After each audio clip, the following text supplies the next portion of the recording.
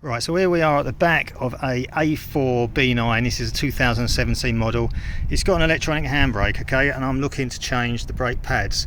So that in itself is not a difficult thing. This side happens to have the sensor, so there you go, there's the wear sensor that goes into there. It runs around, gets connected there. But it's the electronic parking brake that we need to overcome.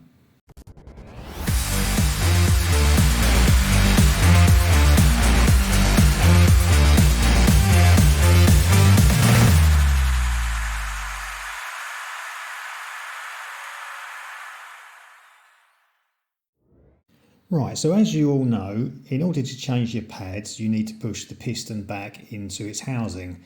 But in this situation here, we've got an electronic parking brake, so we need to wind that parking brake back. Now, it's not enough literally just to take the handbrake off, as that will only retract it a little bit. We need to take it all the way back, otherwise we won't be able to push that piston in. If you've not got a scan tool, what we can do is disconnect this plug. This plug is what powers the 12-volt motors for the electronic handbrake.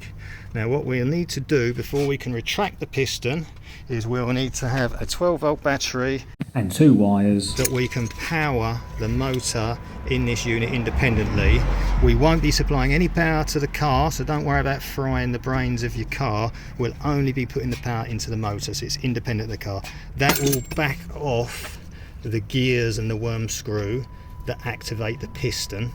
Then we'll be able to retract the piston, put the pads in, put it back together, repower the thing manually to get the parking brake back into its sort of position, and we'll all be good. Let me show you how to do it.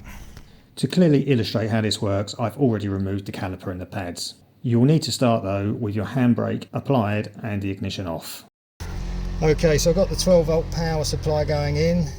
Here you can see I've made a makeshift plug out of 2 metal strips sandwiched between a bit of cardboard wrapped in a bit of electrical tape, but you can just use the raw ends of the 2 wires in order to make contact with the pins inside the electronic parking brake terminal. And we put it in there, and that is the wrong way round, so it's making the piston go out. So we'll turn that around, reverse the polarity, and now it's going back. I'm going to do it all the way back. The piston won't actually go back in, but it will start rotating once the parking brake is fully retracted. There we go, that's done. I can now manually retract that piston back in as you would on any normal hydraulic brake caliper. Right, okay, all the pads are in, the caliper's back on, the hydraulic brake works. Now, we've still got the onboard control power unit for the electronic park brake detached, but what we're going to do is we're going to put the power back to the motor for the electronic brake so as to re-engage the parking brake with the disc. So let's put the power on and then feed the power in. We're going to put it all the way on.